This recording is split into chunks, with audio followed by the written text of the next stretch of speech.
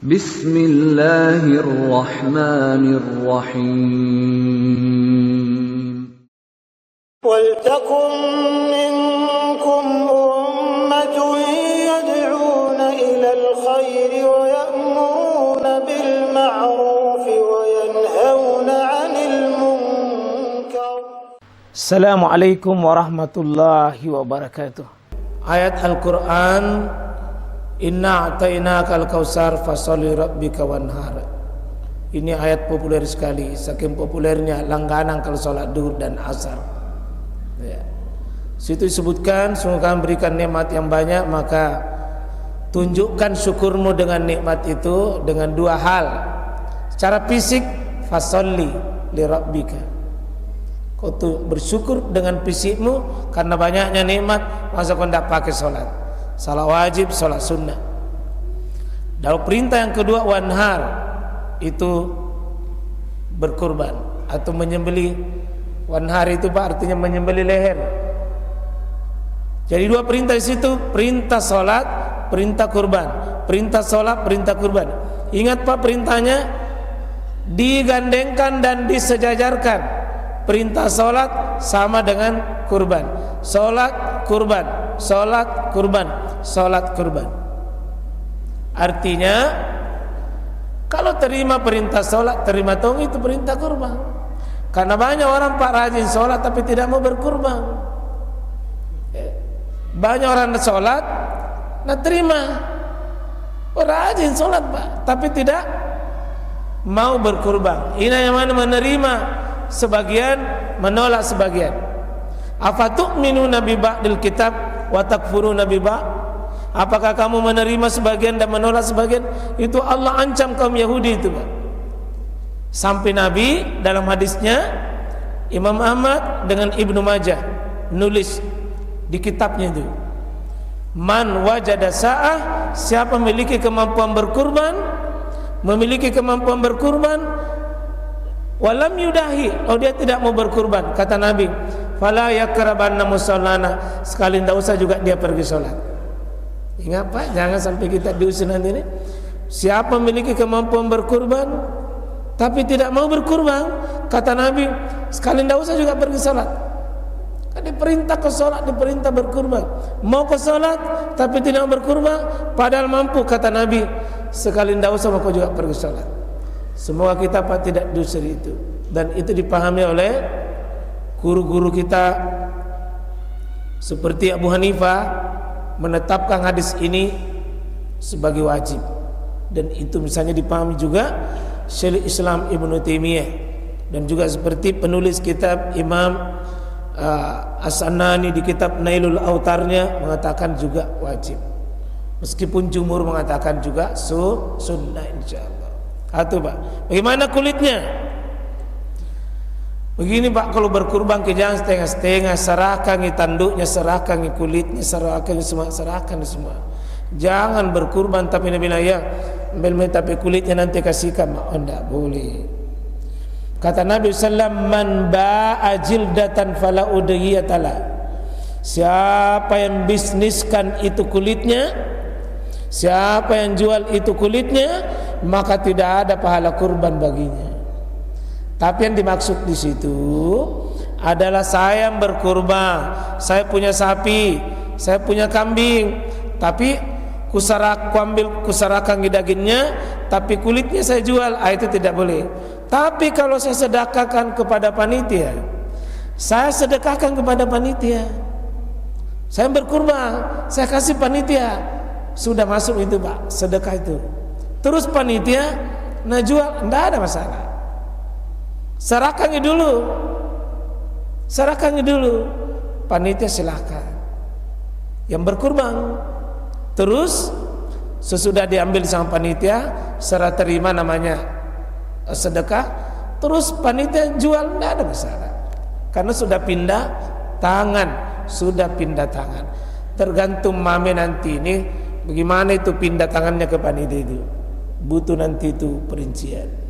Yang kedua, tentang sholat sunnah tadi ya, ada hadis Nabi SAW bahwa raka'atul fajri khairum minad dunya wa ma fiha. Salat sunnah fajar, salat sunnah qabliyah subuh.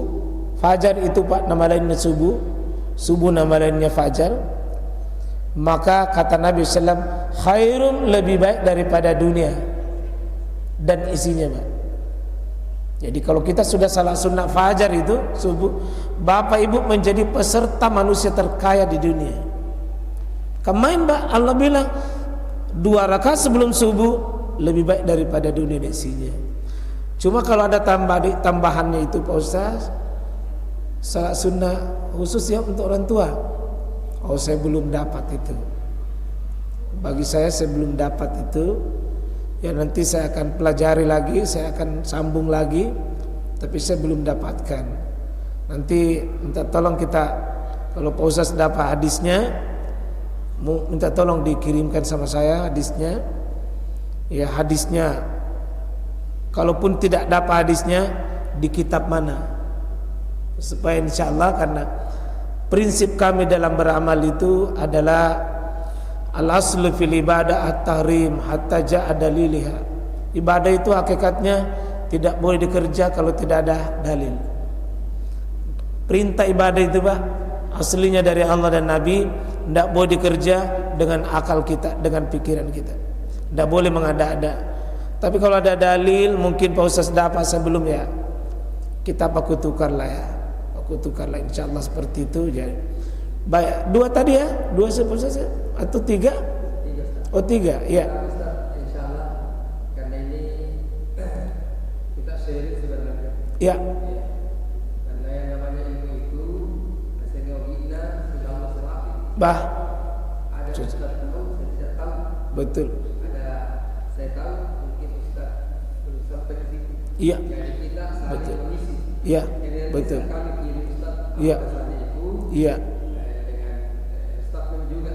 Iya. Bisa. Bagus ya. Silakan Ustaz. Iya. Saya kira seperti itu. Jadi untuk saya belum sampai ke situ bahwa ada salat sunnah khusus untuk orang tua. Saya belum saya bacaan saya tidak ke situ. Ya.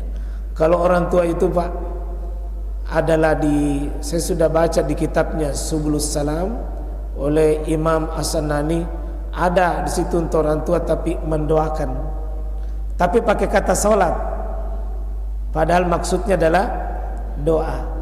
Mendoakan orang tua itu kapan saja. Bahkan kalau ada orang meninggal, orang tua meninggal, paling kurang telu tunasap pak poler anakna. Kongka tomato amate minimal 3 na cari dari anaknya. 1 doa. Doa Pak, istighfar. Doa istighfar. Kalau ada orang tua yang selalu didoakan begini, itu orang tua itu nanti derajatnya di surga tinggi sekali. Sampai orang tua itu mengatakan, "Anna lihaza, dari mana saya dapat surga begini? Nama langku tidak seberapa." Dia bilang, doanya istighfarnya anakmu. Tapi saya belum pernah ketemukan salatnya anakmu untukmu, enggak. Doanya anakmu untukmu. Tapi di situ banyak-banyak pakai kata salat. Memang kata-kata salat, tapi salat itu sendiri Pak artinya doa. Ya. Salat itu artinya doa. Jadi salat itu artinya doa. Kalau kita salat itu Pak intinya doa. Apa yang dicari oleh orang tua terhadap anaknya adalah lanjutkan kebiasaan orang tua yang baik-baik, yang baik-baik, lanjutkan itu nasapa kilotopotomatoa kebiakan anak. Yang ketiga adalah kalau bisa bersedekah, sedekahkannya atas nama orang tua ta dan diri ta. Jadi kalau 100.000 anta arengi 50 sebu tomato anta tarito ngaletak 50 sebu. Itu yang kami dapat Pak. Tapi kalau sholat sunnah saya belum dapatkan, dan mungkin bagus itu nanti menarik karena yang namanya pembahasan fikih begitu memang Pak. Saya kira itu Pak. Yang kedua, yang ketiga tadi apa? Sudah ya? Oh ibadah. Oh ya. Yang lain barangkali silakan Pak Haji. Oh ya. Oh ya. Oh ada. Baru pindah sebentar ke sini. Saya kira tadi. Ya.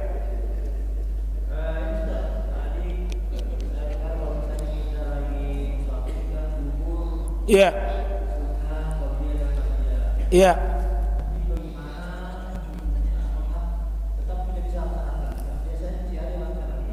Iya.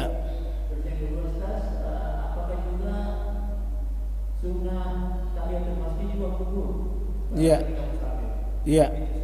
Baik. Untuk tahiyatul masjid Nabi tidak pernah ada istilah gugur. Karena kata Nabi mengatakan begini, bahwa ya Nabi sallallahu alaihi wasallam itu menyebutkan tentang salat tahiyatul masjid, iza dakhala ahadukumul masjid fala yajlis hatta yusalli raka'ataini. Apabila seorang dari kalian itu masuk masjid, kapan saja la yajlis, jangan duduk, hatta yusalli raka'atain, sampai dia salat 2 rakaat dulu. Untuk tahiyatul masjid Pak tidak. Yang gugur ini qabliyah dan ba'diyah. Adapun tahiyatul masjid, duha, salat malam, salat sunnah wudu, salat sunnah mendengar azan, tidak gugur. Yang gugur kata Nabi SAW begini, dalam hadisnya dikatakan bahwa man kana safar li abdi, siapa yang salat, siapa yang safar Pak, kutibalahu, maka dicatat baginya kama muqiman, sebagaimana mereka itu mukim. Jadi kalau kita ini pergi Pak, lalu tidak sholat sunnah, itu dicatat sholat sunnah dengan sebagaimana kita mukim. Kalau bapak biasa kerjakan sholat sunnah, tiba-tiba berpergian tidak kerjakan itu, karena begitu syariat Nabi, pahalanya dapat meskipun tidak dikerja. Hebatnya itu Pak. Begitu juga kalau kita sakit Pak. Kalau sakit Pak. Kalau bapak sehat, kerjakan sholat berjamaah di masjid Pak. Begitu bapak sakit, tidak lagi ke masjid, sholat duduk mami di rumah, itu tetap dicatat sholat berjamaah di masjid, meskipun bapak sholat duduk di rumah. Artinya kebiasaan baik itu, kalau bapak betul-betul fisik tidak bisa lagi kerja, terhalang oleh fisik, pahalanya jalan terus Pak. Ini orang tua bagus sekali nih. Kalau rajin berjamaah, suatu saat tidak bisa makin pergi berjamaah, pahalanya suatu saat jalan meskipun tidak bisa makin ke masjid, karena terbiasa insyaallah. Yang kedua tadi apa?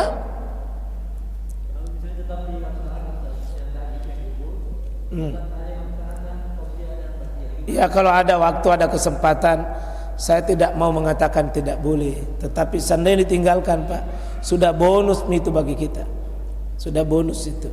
Tapi kalau ada kerjakan ya tidak tonjina dilarang, insyaallah. Iya, Pak Haji lagi.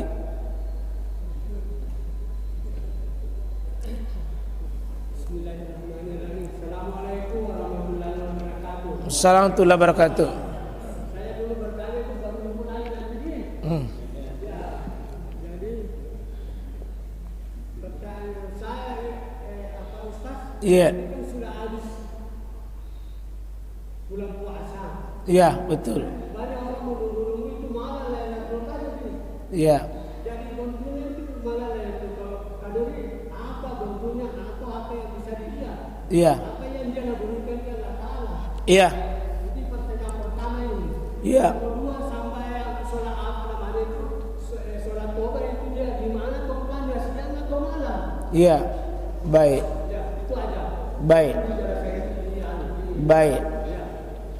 Ya, ada di kitabnya Fathul Bari Imam Ibnu Hajar. Saya senang sekali baca kitab itu.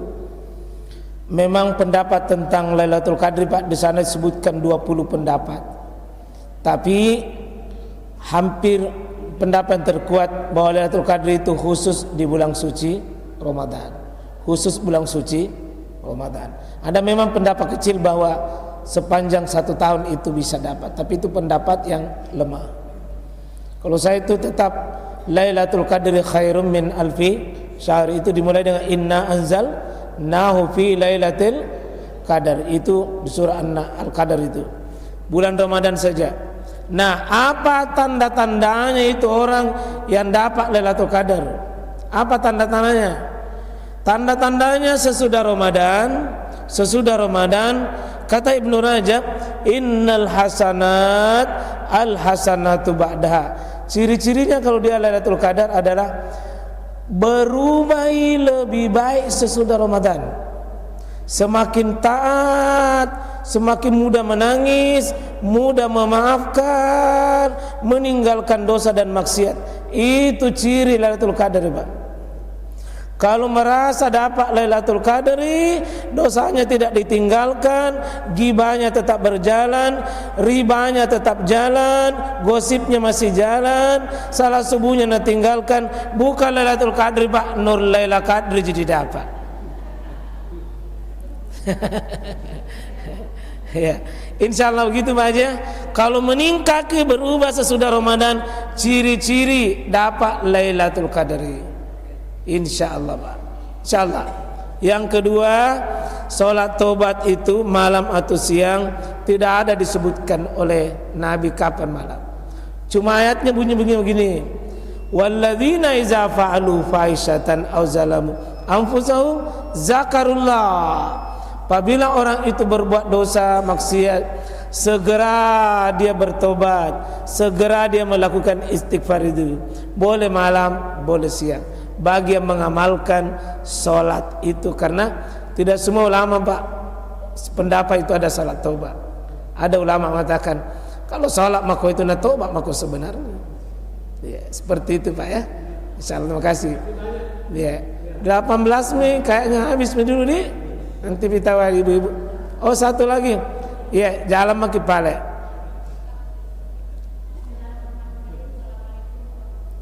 Waalaikumsalam warahmatullahi wabarakatuh.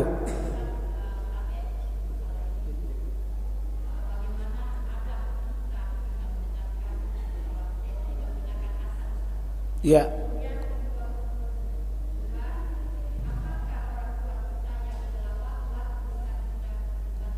Ya.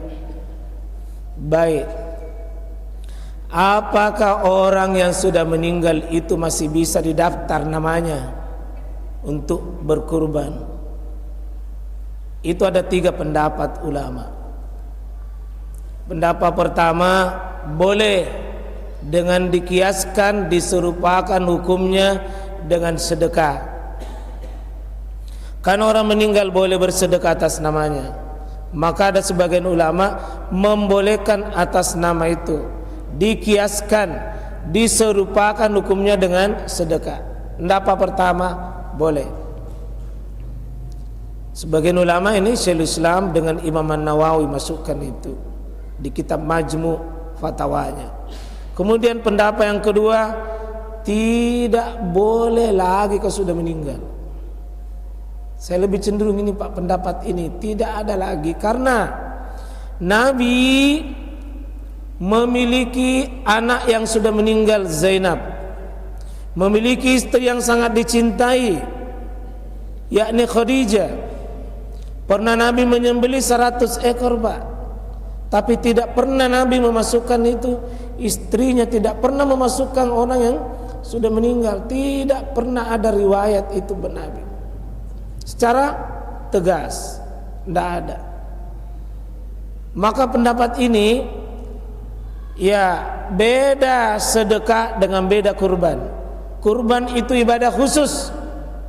Sebaiknya yang berkurban itu orang hidup. Orang hidup, bukan orang mati. Orang hiduplah yang berkurban. Usahakan berkurban memang sebelum mati. Karena nanti kalau daging kurban tak bagaimana itu? Lain lagi masalahnya itu.